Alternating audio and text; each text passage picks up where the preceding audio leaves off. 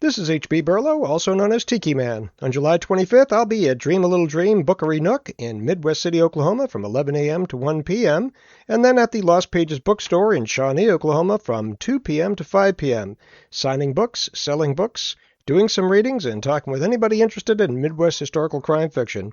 Hope to see you there. And this is the Viking. Join me at KC Nerdfest in the Inglewoods Art District July 18th from 11 to 6 p.m., where I'll have copies of all my books, including a new thriller called Double Wide Justice. Sometimes the hero you get isn't the one you need. Stay tuned, more appearances coming soon.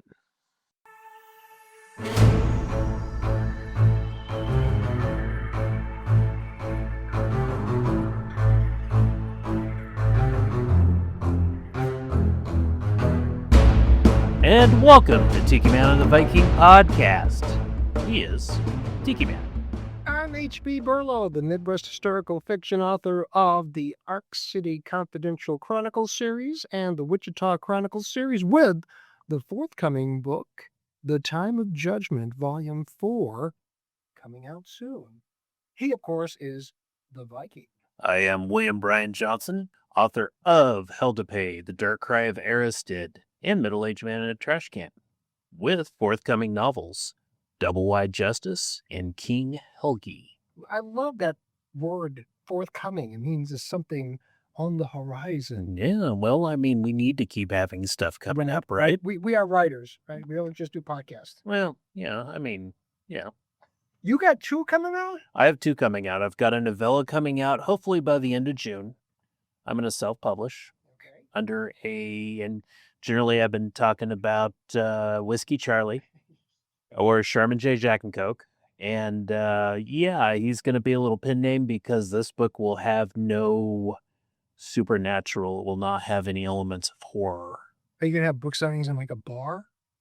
That sounds like an awesome idea. I'll set it up. Yeah, I like that. Okay, so you get a pen name and it doesn't have horror or supernatural. Give us, the pitch on Double Wide Justice. The hero you need isn't always the one you end up with. Okay. Joey Bodine is an ex-football player whose career ended unmercifully on a West Texas field. He has traumatic brain injury and, unfortunately, an addiction to a Boom drink has led him to type 2 diabetes. The interesting thing is, when the two combine, your brain is always inflamed. And so Joey sees things differently. And with that seeing things differently, he sometimes picks up clues that are wrong. It leads him into investigations that sometimes annoy the police. But occasionally the police also feel that there's a kernel of truth going on. And they see something there. And sometimes these investigations end up leading to bigger things. My novella that will be coming out in June is called The Mayor's Wife's Dogfighting Ring. So some dubious things going on with the mayor's wife. So with this being a very unique character, very unique, almost sounds like you, although I don't think you were from West Texas, though. No, and traumatic brain injury, and yeah, no. Is there a possibility of a series? Definitely thinking about it. I mean, I started the novel last year, and the novella kind of popped out of nowhere off a throwaway line I had. Yeah. And I loved it enough that I went back and started writing it and got it done last summer. That's what you got to do. When something like that strikes, you just got to hit while the hitting's good. Yep. And I ended up using a editor up in Emporia. Okay. So she did a look through and gave me some really good pointers to it, kind of cleaned it up, going through the grammar and proofreading, final proofreading now. So hopefully I'll have it out by the end of June. Several events coming up that I'd like to have an additional book there in the pile. Amen on that. And I've already seen on your various social media some memes, some art, and some stuff that's really provocative, interesting. And of course, that one tagline really hits well there from that standpoint. Sometimes the hero you get isn't the one you always need. Yeah. But then we shift gears and we're back to the Norse mythology. Yep. And so to follow up on Dark Cry of Aristid, there was definitely some stories there I wanted to tell. And I'm going backwards and I'm doing King Helgi, which sets the basis for kind of the world of Aristid and some of the problems that are involved. King Helgi is actually based on the sagas of Rolf Kraki, which is an ancient Icelandic saga. Oh, Icelandic. Yeah. Okay. And it blends a little bit of Hamlet along with Oedipus. Wow. So Okay. there's some weird stuff in it. So writing that right now, it's going to be a full-size novel. Cover's done. Love the cover. Yeah. Just, yeah. If you're listening, go out and check out Brian's social media, TikTok, Instagram. He's got all this great artwork out there, and you'll love it because, again, it really draws you in. Yep, it's under Weather Viking on all the socials. There you go. Because I still chase too. Yes, you do. Yes, you do. Now, of course, I don't want to say this is easier, but you spent years writing Aristid, so the world building was there. What did you have to do with Helgi? I know it's a backstory, which is all part of the original world building. Mm. Was there anything new or different that you had to do for Helgi to make it come alive more, or was all the foundation already there? The foundation was there, and it was more of explaining why the foundation exists. And there's certain things in the magic system that'll come to pass that explains things a little bit better to things that are happening in Aristid, or the Dark Cry of Aristid. There was also just a lot of world building I wanted to continue on. Got it. So in Aristid, you're dealing with the village of Elta, and that's really the only place you see other than the White Citadel about halfway through the novel. And in King Helgi, you're essentially going all over Valiborn, which is the continent. Got it. And it discusses other parts of the world. So you go from basically one city in a confined area, which is good for tension and dramatic suspense, and then you're expanding it into the whole continent. Yeah, and I mean, epic fantasy is a world problem. This will end in an epic fantasy to where there is a world problem, and Aristid may be the cause of the world problem.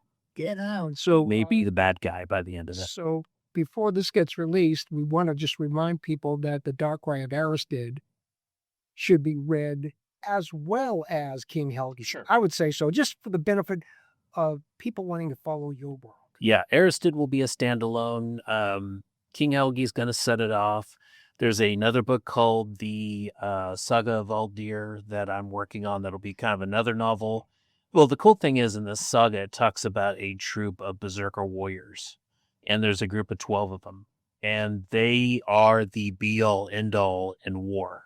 They can take on entire armies and decimate them. And so it's telling some of that story and really what leads up to essentially the ban on magic in the world.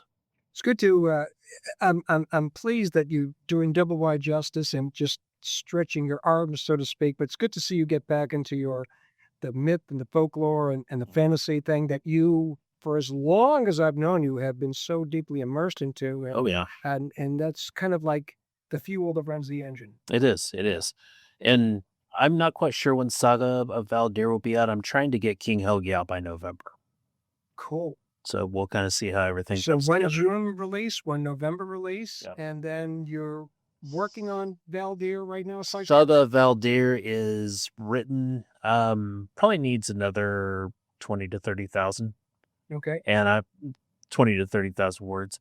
And looking at maybe having that, I'm going to focus on that mainly next year. Okay. And get that completed then. Because there is life and teaching and all that stuff in the way. Yeah. Jeez Louise. There's several big things I'm doing this year. Right. As I grab my cell phone and I look. And here we are. I'm going to be doing Kansas City Nerd Fest, July 18th. Why doesn't that me? Crypticon in Kansas City on Friday, August 14th. Barnes & Nobles in Wichita will be having a fantasy fair on August 22nd. I'll be at ICT Comic-Con August 29th and 30th. And then Dark Flame Society is going to be having a Dark Fantasy Con November 6th through November 8th in Kansas City. So quite a few things going on. I want to have King Helgi done by the time I do the Dark Fantasy Con in Kansas City. Yeah, because you got to catch up to me in number of books. Sure. You got a lot of good product in between your skull spinners and your weather photos. So you've got a lot of product whenever you go to a place. The weird thing is, in February, I did Garden City Comic-Con, and I bought a skull fidget, which was awesome, and I played with it all day. But I also ended up selling a whole bunch of them from the vendor because people saw me playing with it. What is that? Oh, I bought it over here. So sure enough, bought myself a 3D printer, and now I'm printing them. Oh, jeez. I call them the fidget skulls of my enemies. Yes. And I'm sure your enemies are fidgeting right now as they speak. Yep. And you have a forthcoming project coming up.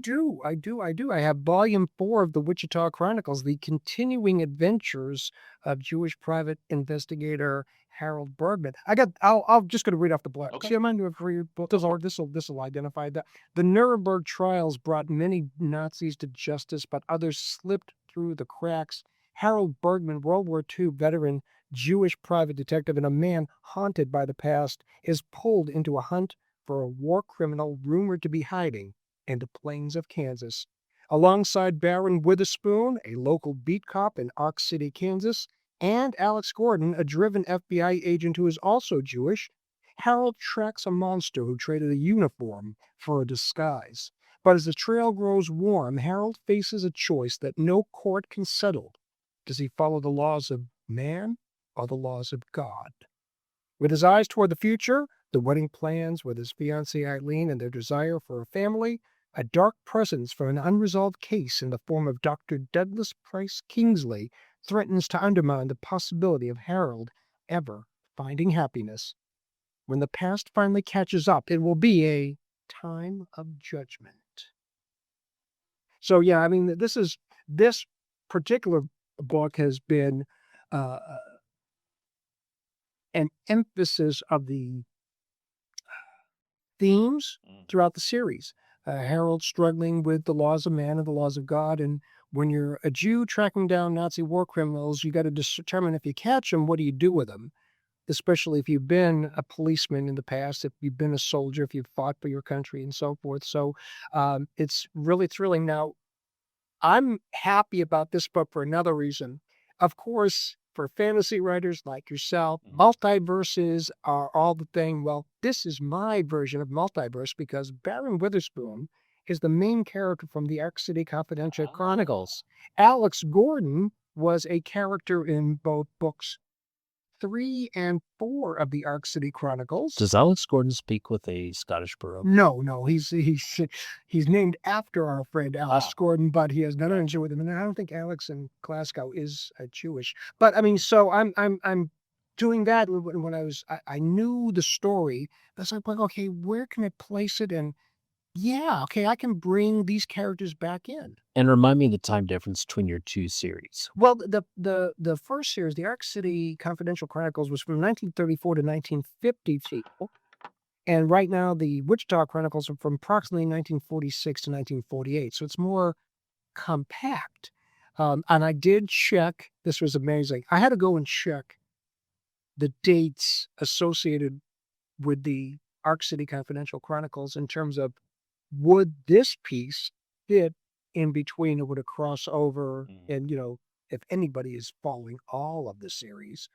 So I had to make sure, and it did fit in. And it fit in perfectly. And that was exciting. And I'm not going to talk about a future series where Harold gets put into that, but I'm just realizing that if I write Midwest historical crime fiction that takes place in primarily Wichita, where we live, I can have my characters intermingle. They can cross paths. Right. And how many novels are you figuring in this series? The Wichita Chronicles will end on book 5, which has been completed and needs one final edit. I'll be presenting that to my editor and publisher sometime toward the end of the year. Right now, we have an actual release date, August 19th, 2026, for the time of Judgment. I think pre-orders are 10 weeks prior, so that puts it about June 17th. Okay. So whenever this episode is released, it's either forthcoming pre-order or, hey, No, it'll be live by the time. oh my goodness sakes. Yeah.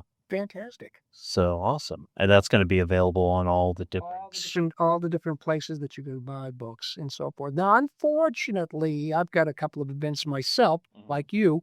We will be, both of us will be presenters at the Canvas Art Network conference from July 22nd to July 24th. Right. That'll be exciting. And you know what we're presenting on? Tell them. Let's see. Are we presenting on podcast? We're presenting on podcast. I think we know a little something about it. And then on the 25th, I've set myself the task. You may not remember this. People out there listening may. Phil Collins, back in 1985, for Live Aid. Cecilia? No. He actually did the Live Aid concert in Wembley, then took the supersonic jet, came over to RFK Stadium, and did the Live Aid concert in the U.S. So did 2 in one day. Now, I'm not Phil Collins. I don't play the drums, and I don't have a supersonic jet. But I am going to be doing 2 book signings in the Oklahoma City metro area on July 25th. And we'll put some details on this episode when that comes out too. But so we've got that. And then I'm going to hopefully be at the Kansas Book Festival. I think it's September 26th. Boozy Book Fest is on my radar as well too, October 3rd. And then finally, the thing that you did not mention, the final thing, is we're going to be at the Tulsa Night Writers Conference, October 17th. We'll be presenting there. And we've already presented on a podcasting, so we'll figure something else to present on as far as that goes. But I mean, we've been both productive. It would seem that from all of these outlying things that we're doing, we're not sitting down and writing, but we are both actively writing. Right. Because we have to. Yeah. Not for the sake of the podcast, but for the sake of our own sanity. Well, pretty much. Yeah, that's it. So, we've got places we're going to be. We'd love to see you. And you can find her on our socials. We have our calendars. Absolutely. 110%. And of course, always give us feedback. Tell us what you'd like us to talk about. Otherwise, we're going to just keep talking about the same stuff we always talk about, which is creatives, craft, process, inspiration, and our books. If you want to drop us a line, please do at tikimanviking@gmail.com. Would that be tikimanviking@gmail.com? It is. Fantastic. So, get back to writing. Yeah. I'll get back to writing. And for all of those out there, remember one thing. Read a book. Hey, we were synced up that time. You got it. Take care, folks. Take care. Tikiman and the Viking podcast brought to you by Rumination of Thunder Media. The following intro and outro music was used for this media project. The music Find Them by Alexander Nakrata. Free download from filmmusic.io. License Creative Commons Attribution 4.0 International.